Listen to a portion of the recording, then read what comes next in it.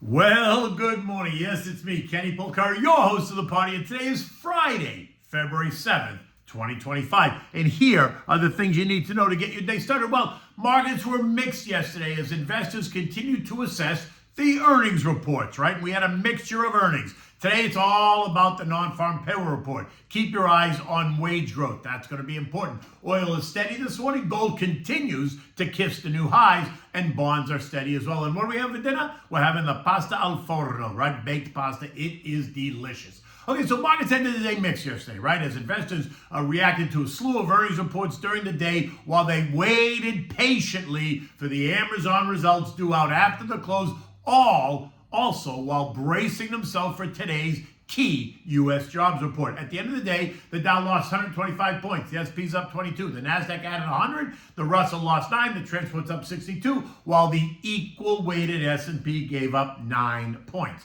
We heard from several major companies responsible for driving the action, leading to significant swings both up and down. Peloton surging by 12% on a bullish outlook. Philip Morris surging by 11% on to a record high on their strong nicotine pouch sales. Ralph Lauren gaining 10%. Tapestry adding 12%. Hilton up 4.8%. Now, on the other side, Roblox lost 11%. Qualcomm sinking amid concerns over weak handset demands. Ford dropping following a profit warning and tariff concerns. And Skyworks lost 25%. Honeywell lost 5.5% after missing 2025 profit forecast and announcing that they are splitting the company into 3 separate and distinct public companies: aerospace, automation, and then advanced materials. All of this happened as investors were awaiting the Amazon results after the bell. And as expected, the results came in better than expected, right? But they did run into some trouble due to disappointing forward guidance. Revenue jumping 10%, earnings per share at $1.86 versus the $1.49 estimate. Forward guidance missing the estimates, and that sent the algos into a tizzy. Andy Jassy, CEO, telling us that he is still feeling the pain constraints in the cloud computing division, even as they plan to invest $100 billion in 2025 going towards data center, chips, and other equipment able to provide ongoing AI services. Notice that Amazon is following in the footsteps of its competitors by increasing AI-related spending, and in the end, investors assume it will impact profitability. Jassy telling investors that growth will be lumpy due to delays in hardware and insufficient electricity. There's that energy demand argument that we were ranting about yesterday. Insufficient electricity suggests to me that demand is stronger than supply. It's Econ 101. Now, this morning, Amazon is quoted down $7 at $231 a share, leaving it down 4% off the most recent high reached on Tuesday, $242. Now, like I always say, I would add on weakness. Down 4%, though, is not really weakness in my view, right? But now, if it comes back to test a January low of 216, that would represent an 11% move off the most recent high, and that would be considered a place to start to add. Remember, I already own it, right? So I'm just adding to my position. But if you're just starting a position, you have to start somewhere. So just dip your toe and then watch where it goes, saving money for the next move.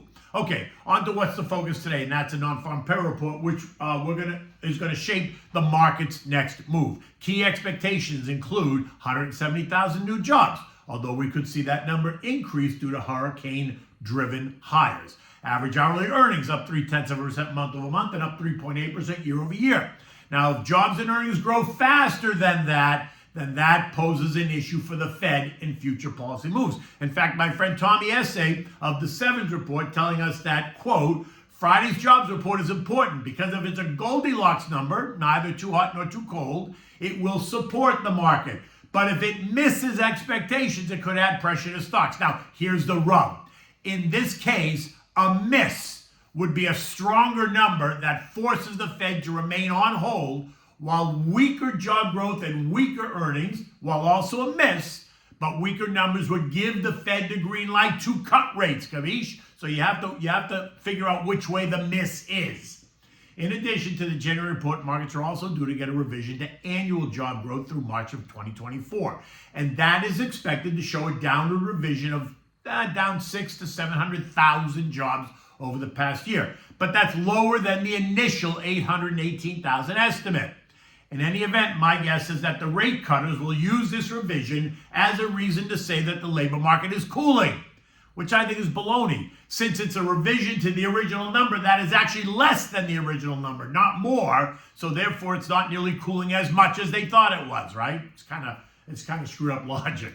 Anyway, bonds did nothing really. The TLT and TLH remain unchanged, leaving the 2-year yielding 4.21%, the 10-year yielding 4.43%. Oil continues to trade just a bit lower, but we did test trendline support at 70.45 and bounced, right? This morning it's up 35 cents at 70.97. It remains in that 70.45, 72 trading range. And if Andy Jassy's concerns are real about insufficient electricity, then my guess is that demand for energy and oil is alive and well. Gold continues to tease and kiss all-time highs. This morning it's up 13 bucks at 28.90, just at that 2,900 level. News that China's central bank, along with a range of other central banks, continue to buy gold even at all-time highs, only confirms that these countries are looking to add to reserves amid all of the geopolitical and economic uncertainties. So let's just see what happens after the non-farm payroll report this morning at 8:30. Now, just FYI, the VIX pulled back even more yesterday and is now trading below all three trend lines, suggesting less and less fear by investors, putting it firmly back in the complacent zone, and that is helping stocks. U.S. futures are flat, though, this morning. Dow futures are up 26, the S&P is down 1. The Nasdaq is down 16, while the Russell's up 3. Markets are in standby mode until 8:30. Any sense that the market is cooling will send stocks higher in a flash, while any sense that it's not cooling are going to see stocks come under pressure. Now watch for today, we're going to hear from the Fed's Michelle Bowman and Adriana Kugler as they take to the stage. Now, as you know, Bowman leans hawkish, while Kugler leans dovish. She tends to focus on job growth and wage stability over aggressive inflation-fighting measures. And so, again, it's a standoff, right? Who will the market listen to? European markets are all a bit lower this morning as they too await today's NFP report. L'Oreal reported earnings, and that stock is trading down 4%. Bank of England Governor Andy Bailey, clearly a bit worried about Trump's tariffs, saying that even if the UK manages to avoid tariffs, a trade war between the U.S. and some other major economy will have an effect on Britain. Economic data today is coming from France, Germany, UK, and Spain, all due out later this morning. The S&P closed at 6,083. That's up 23 points. A look at the chart reveals that the S&P has been consolidating and trading kind of sideways since mid-December, trading between that 58.80, 61.10 trading band. Yesterday, I said we were above the trend line at 6,000, leaving us to test the recent highs of 61.10. Today's NFP report will drive that next move. If the report is weaker than I suspect, we could test that number today. If it's in line, then I think we're just going to churn. And if the number's stronger, then my guess is that we could test support down at 6,000. It just depends on what the number is and how they present it.